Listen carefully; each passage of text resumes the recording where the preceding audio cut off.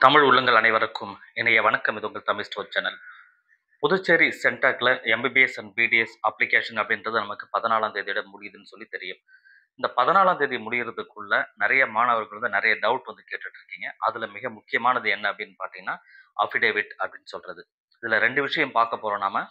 Rank, அதாவது என்னன்னா, rank list சம்பந்தமா அந்த கட் ஆஃப் நமக்கு எப்படி அமையும் அப்படின்ற டீட்டெயில் ஒண்ணு. இன்னொன்னு வந்து அஃபிடேவிட். இந்த 2 விஷயமும் வந்து ரிப்பீட்டடா திரும்ப திரும்ப கேட்டுட்டு இருக்கீங்க. அதுல ஃபர்ஸ்ட் பார்க்கறது வந்து அஃபிடேவிட். இந்த அஃபிடேவிட் அப்படின்றது என்னன்னா, ஒரு நோட்டரி அட்வொகேட் கிட்ட சைன் வாங்கி நீங்க வந்து சென்டாக்கோட வெப்சைட்ல அப்ளிகேஷன் போடும்போது அப்ளை பண்ணணும். ஸோ இதற்கு எதற்காக இது கேட்கறாங்க அப்படின்னு சொல்லி பார்த்தீங்கன்னா, இந்த டியூவல் ரெசிடென்ஸ் அப்படின்ற ஒரு இஷ்யூ இருக்கு. போன வருஷம்லாம் கூட வந்து பார்த்தீங்கன்னா, அதர் ஸ்டேட் மாணவர்கள் வந்து புதுச்சேரியை சேர்ந்த ரெசிடென்ட்ஸ வச்சு அவங்க வந்து ஜாயின் பண்றாங்க, போறாங்க அப்படின்ற ஒரு கம்ப்ளைண்ட்ஸ்.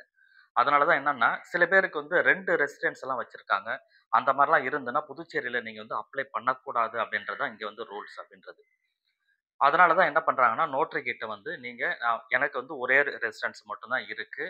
நான் வந்து 2 ரெசிடென்ஸ் நான் வந்து கிளைம் பண்ணல. எப்பயுமே பண்ண மாட்டேன். எனக்கு வேற எங்கேயும் ரெசிடென்ஸ் கிடையாது அப்படின்றத உறுதிப்படுத்தும் விதமா தான் வந்து இந்த அஃபிடேவிட் அப்படின்ற விஷயம் வந்து புதுச்சேரியில வாங்கிட்டு இருக்காங்க. அதுக்கு என்ன பண்ணணும் அப்படின்னா, நீங்க ஒரு நோட்டரி அட்வொகேட் கிட்ட போயிட்டு அவர்ட்ட சொன்னீங்கன்னாவே, ஆக்சுவலி ஃபார்மட் அப்படின்னு சொல்றது ப்ராஸ்பெக்டஸ்ல டீட்டெயிலாவே குடுத்துருக்காங்க. சென்டாக்கோட வெப்சைட்டுக்குள்ள போயிட்டு ப்ராஸ்பெக்டஸ்ல லாஸ்ட் பேஜ்ல வந்தீங்க அப்படின்னு சொன்னா நெறைய ஃபார்மேட் குடுத்துருப்பாங்க. அதுல ஒரு ஃபார்மேட் வந்து பார்த்தீங்கன்னா, அனெக்ஷர் நம்பர் நீங்க பாருங்க. அதுல வந்து அஃபிடேவிட் ஃபார்மேட் அப்படின்னு சொல்லி குடுத்துருப்பாங்க. இந்த அஃபிடேவிட் அப்படின்னு சொல்றது, அத எடுத்துக்கிட்டு அதுல நீங்க ஃபில் பண்ணி வாங்குனாலும் சரி. அல்லது வந்து பார்த்தீங்கன்னா, அந்த நோட்டரி வந்து அவரே ஒரு ஃபார்மேட் வந்து வச்சிருப்பாங்க. நீங்க வந்து நோட்டரி கிட்ட டைரக்ட்டா போய் இந்த மாரி சென்டாக்கு நீங்க அப்ளை பண்ணணும்னு சொல்லி சொன்னீங்கன்னாவே, ஆட்டோமேட்டிக்கா அவங்க வந்து ஒரு ₹20 ஸ்டாம்ப் பேப்பர்ல வந்து போட்டு உங்களுக்கு வந்து டீட்டெயில்லாம் ஃபில் பண்ணி சைன் வாங்கி டீட்டெயில் வந்து குடுத்துருவாங்க. இத நீங்க ஸ்கேன் பண்ணி ஒரு பிடிஎஃப்பா வந்து டாக்குமெண்ட்டா அப்லோட் பண்ணணும். சென்டாக்கோட வெப்சைட்ல. அதாவது நீட்டுக்கு நீங்க மெடிக்கல் கோர்ஸ்‌க்கு நீங்க அப்ளை பண்ணும்போது, அப்ளிகேஷன் போடும்போது இத கம்பல்சரி எல்லாருமே செய்யணும். இது நோட்டரி அப்படின்னு சொல்றத அட்வொகேட் கிட்ட கண்டிப்பா வாங்கணும். இது இல்லாம அப்ளை பண்ண முடியாது. டியூவல் ரெசிடென்ஸ் இல்ல அப்படின்றத நான் கிளைம் பண்ண மாட்டேன். எனக்கு வேற எங்கேயும் ரெசிடென்ஸ் கிடையாது அப்படின்றத உறுதிப்படுத்தும் விதமா சொல்ற விஷயம் அது ஒண்ணு. இது ஃபர்ஸ்ட். செகண்ட் என்ன அப்படின்னு பார்த்தீங்கன்னா, கட் ஆஃப் மார்க். பொதுவா வந்து இந்த வருடம் கட் ஆஃப் ஆனது குறையும் அப்படின்னு சொல்லி எல்லாருக்குமே தெரியும். அது வந்து பார்த்தீங்கன்னா, 100 மார்க்ல இருந்து 80 மார்க்ல இருந்து 100 மார்க் அளவுக்குமே கண்டிப்பா குறைவதற்குண்டான வாய்ப்புகள் இருக்குன்றது உங்களுக்கு தெரியும்.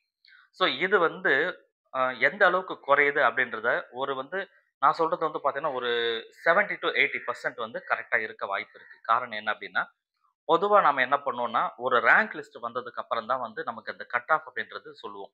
ஆனா, ரேங்க் லிஸ்ட் இப்ப புதுச்சேரியில வந்து ரேங்க் லிஸ்ட் நமக்கு இன்னும் வரல. ஏன்னா, அப்ளிகேஷன் டேட்டே நமக்கு 14ஆம் தேதி முடியுது. அது முடிஞ்சுதுன்னு சொன்னா, அதுக்கப்புறம் எப்படியும் ஒரு 3 டேஸ் வந்து அவங்க எக்ஸ்டெண்ட் பண்ண வாய்ப்பு இருக்கு.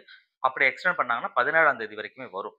அதற்கப்புறம் ஒரு 1 வீக் கழிச்சு தான் ரேங்க் லிஸ்ட் ஆனது ரிலீஸ் பண்ணுவாங்க.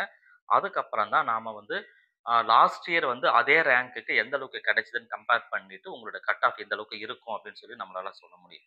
ஆனா, ரேங்க் லிஸ்ட்டே வராம, இப்ப நம்ம கட் ஆஃப் மோர் ஓவர் எக்ஸாக்ட்டா நம்மளால சொல்ல முடியும் அப்படின்னா, இப்ப ரிலீஸ் ஆயிருக்கிற புதுச்சேரியினுடைய ரேங்க் லிஸ்ட்ட பொறுத்து தான். ஸோ, இப்ப மறுபடியும் உங்களுக்கு குழப்பமா இருக்கும். ரேங்க் லிஸ்ட்டே வெளிய வரல. ஆனா, ரேங்க் லிஸ்ட் வெளிய வந்ததுன்னு சொல்றீங்களே அப்படின்னு சொல்லி ஒரு கேள்வி இருக்கும். எஸ். கண்டிப்பா வந்து பார்த்தீங்கன்னா, புதுச்சேரியுடைய ஹெல்த் டிபார்ட்மெண்ட் வெப்சைட்ல நீங்க போனீங்கன்னாவே தெரியும்.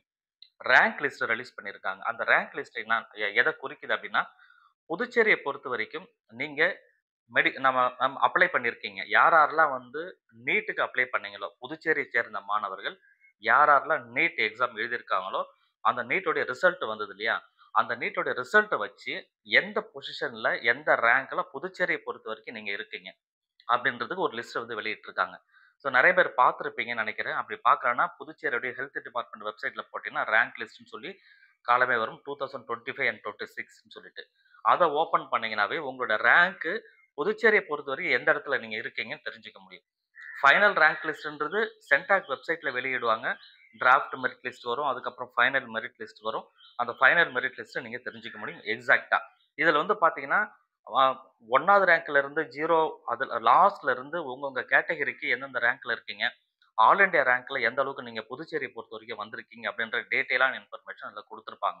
ஸோ அத பேஸ் பண்ணி லாஸ்ட் இயர் ரேங்க்லயும் இப்ப நான் சொன்ன இந்த ரேங்க் ரிலீஸ் ஆனதுல இருந்து இத கம்பேர் பண்ணி பார்த்தா, ய இந்த ரேங்க்ல இருக்கிற மாணவர்கள் லாஸ்ட் இயர் எந்த கட் ஆஃப்ல அவங்களுக்கு கிடைச்சிருக்கு சீட் அப்படின்றத நம்ம பார்க்க முடியும். ஸோ இப்போ நான் லாஸ்ட் இயரோடைய அலாட்மெண்ட் லிஸ்ட் நான் கையில வச்சுக்கிட்டேன். 2024 உடைய ஃபர்ஸ்ட் ரவுண்டுடைய அலாட்மெண்ட் லிஸ்ட்டையும் இது கையில வச்சுக்கிட்டு, ஃபார் எக்ஸாம்பிள் ஒரு ரேங்க் இருக்குன்னு சொன்னா, அந்த ரேங்க்ல லாஸ்ட் இயர் அலாட்மெண்ட்ல எந்த மார்க் கிடைச்சிருக்குன்னு சொல்லிட்டு பார்த்துட்டு, அதே ரேங்க் இந்த வருடம் வந்து பார்த்தீங்கன்னா, எந்த அளவுக்கு மார்க்ல இருக்குன்னு சொல்லி செக் பண்ணி பார்த்ததுல, கிட்டத்தட்ட நிறைய மதிப்பெண் குறையிற மாரி தான் நமக்கு தெரியுது. அந்த இன்ஃபர்மேஷன் என்ன அப்படின்றத இந்த வீடியோல உங்களுக்கு டீட்டெயிலா நான் சொல்றேன். செக் பண்ணி பாருங்க. ரேங்க் லிஸ்ட் வந்ததுக்கப்புறம் திருப்பி நம்ம ஒரு கட் ஆஃப் வீடியோ குடுப்போம். அதுல டீட்டெயில் உங்களுக்கு தெரியும். ஸோ இப்போதைக்கு இத நீங்க தெரிஞ்சுக்கோங்க. இதுதான் வந்து அந்த ரேங்க் லிஸ்ட். இந்த ரேங்க் லிஸ்ட்ன்னு கிடையாது. இது வந்து நீட்டுடைய ரிசல்ட். 2025 அண்ட் 26ல இப்ப புதுச்சேரி மாணவர்கள் எவ்வளோ பேர் வந்து நீட் எக்ஸாம் எழுதியிருக்காங்க. அதுல ஆல் இண்டியா ரேங்க்ல எந்த அளவுக்கு இருக்காங்க அப்படின்ற லிஸ்ட்ட வந்து புதுச்சேரியுடைய health.py.gov.in அப்படின்னு சொல்ற இந்த வெப்சைட்ல குடுத்துருக்காங்க. ஸோ இத பேஸ் பண்ணி தான் இப்ப நான் வந்து உங்களுக்கு அந்த கட் ஆஃப்ன்றது எப்படி வரும் அப்படின்றத நான் சொல்றேன். இதையும் போன வருஷம் கிடைச்ச அலாட்மெண்ட் லிஸ்ட்டையும் வச்சு நான் உங்களுக்கு இப்ப நான் அந்த கட் ஆஃப் டீட்டெயில் என்னன்னு சொல்லி நம்ம பார்க்கலாம். ஸோ இப்ப நீங்க பார்த்துட்டு இருக்கிறது தான் அது. அந்த இப்ப நம்ம போட்ட அந்த கம்பேரிசன் அப்படின்னு சொல்றது. இது என்ன அப்படின்னா 2024ல ஜெனரல்ல வந்து 608ல வந்து க்ளோஸ் ஆயிருக்கு. அந்த 24ஓட ரேங்க் அப்படின்னு சொல்லி பார்த்தீங்க அப்படின்னா, கிட்டத்தட்ட வந்து 68,626 இருந்திருக்கு. அந்த 608 ஜெனரல்ல 608 எடுத்து அலாட்மெண்ட் லிஸ்ட்ல வந்த மாணவர்கள் வந்து, இந்த வருடம் அவங்களோட எக்ஸ்பெக்டட் கட் ஆஃப் அப்படின்றது எந்த அளவுக்கு இருக்கும் அப்படின்னு பார்த்தீங்கன்னா, 485 டூ 500 அந்த ரேஞ்சுக்குள்ள இருக்கு. இது எந்த அளவுக்கு குறைவா இருக்குன்னு சொல்லி பாருங்க. இது நான் திரும்ப திரும்ப சொல்றேன். 2024ஓட அலாட்மெண்ட் லிஸ்ட்டும், இப்ப 2025ல வந்து அதே ரேங்க்குக்கு என்ன இருக்கு அப்படின்னு சொல்லி பார்த்துருக்கோம். அவங்க இப்ப ரிலீஸ் பண்ணியிருக்கிற அந்த ஆல் இண்டியா ரேங்க் பொறுத்து நான் சொல்றேன். ரைட்டுங்களா? அந்த ஹெல்த் டிபார்ட்மெண்ட்ல ரிலீஸ் பண்ண அந்த ரேங்க பொறுத்தவரைக்கும். ஓபிசிக்கு 593ல கிடைச்சிருக்கு. அதனோட ரேங்க் வந்து பார்த்தீங்கன்னா 84,795. இந்த வருடம் வந்து அதே ரேங்க்குக்கு என்ன மார்க்ல இருக்கு அப்படின்னு சொல்லி செக் பண்ணி பார்த்தோம்னா, 474ல இருந்து 485 ரேஞ்சுக்கு இருக்கிற மாரி இருக்கு.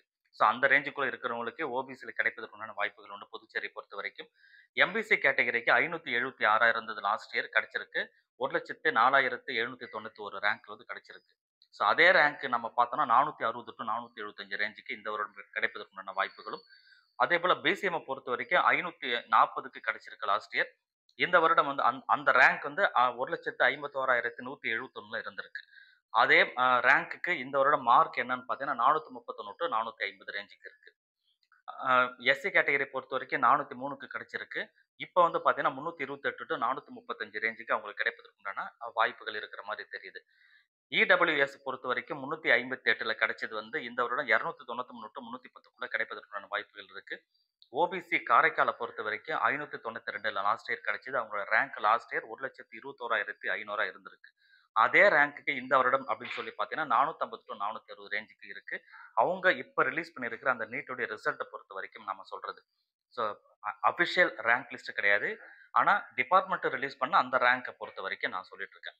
ஸோ எம்பிசி காரைக்கால பொறுத்தவரைக்கும் 458 லாஸ்ட் இயர் கிடைச்சிருக்கு. அவங்களோட ரேங்க் 2,26,504 இருந்திருக்கு. அந்த ரேங்க்குள்ள இந்த வருடம் வந்து 371 டூ 380 இருக்கு. எஸ்சி கேட்டகரி காரைக்கால பொறுத்தவரைக்கும் 372ல கிடைச்சிருக்கு லாஸ்ட் இயர். அவங்க ரேங்க் 4,31,924 இருந்திருக்கு. அதே ரேங்க் இந்த வருஷம் வந்து ஹெல்த் டிபார்ட்மெண்ட் ரிலீஸ் அந்த ரேங்க பொறுத்தவரைக்கும் பார்த்தீங்கன்னா 304 டூ 310க்குள்ள கிடைப்பதற்கான வாய்ப்புகள் இருக்கிற மாரி தெரியுது. இடபிள்யூஎஸ் காரைக்கால பொறுத்தவரைக்கும் 303ல லாஸ்ட் இயர் கிடைச்சிருக்கு. அவங்களுடைய ரேங்க் லாஸ்ட் இயர் 6,05,074 இருந்திருக்கு. இந்த வருடம் அதே ரேங்க் நியர்பை நம்ம பார்க்கும்பொழுது 249 டூ 265 ரேஞ்சுக்கு இருப்பதற்குண்டான வாய்ப்புகள் இருக்கிற மாரி தெரியுது. ஸோ இது எல்லாமே வந்து பார்த்தீங்கன்னா, எத பேஸ் பண்ணி நம்ம எடுத்திருக்கோம் திரும்ப திரும்ப நான் சொல்றேன். ஹெல்த் டிபார்ட்மெண்ட் ரிலீஸ் பண்ணியிருக்கிற அந்த ரேங்க் லிஸ்ட். இது வந்து ரேங்க் லிஸ்ட் கிடையாது. நீட்டோடைய ரிசல்ட். நீட்டோட ரிசல்ட்ல புதுச்சேரி சேர்ந்த மாணவர்கள் எந்த இடத்துல நீங்க இருக்கீங்கன்னு ஒரு லிஸ்ட்டை ரிலீஸ் பண்ணியிருக்காங்க. அதுதான் அது. நீங்க செக் பண்ணி பார்த்துட்டு அதில அப்ஜெக்ஷன் தான் தெரிவிச்சிருக்கணும். ஏன் நிறைய பேர் பார்த்துருக்க மாட்டீங்க. அதில பெரிய அப்ஜெக்ஷன் நிறைய பேருக்கு வந்திருக்காது. அதனால நீங்க செக் பண்ணி பார்த்துருக்க மாட்டீங்க. ஸோ இத பேஸ் பண்ணி இப்ப நான் மார்க் நான் சொல்லியிருக்கேன். இதில கொஞ்சம் வேரி ஆகும். வேரி ஆகும். பிளஸ்ல இருக்கலாம், மைனஸ்ல இருக்கலாம். இது அபிஷியல் ரேங்க் லிஸ்ட் சென்டாக் தரப்புல இருந்து ரிலீஸ் பண்ணும்போது நமக்கு எக்ஸாக்ட்டா தெரிய வரும். ஸோ இப்போதைக்கு இந்த ரேங்க்குள்ள நீங்க இருக்கீங்களான்னு சொல்லி பாருங்க. இதற்கு மேல நீங்க இருந்தீங்கன்னா ரொம்பவே சேஃபா இருக்கும் உங்களுக்கு. ஸோ தேங்க் யூ ஃபார் வாட்சிங்.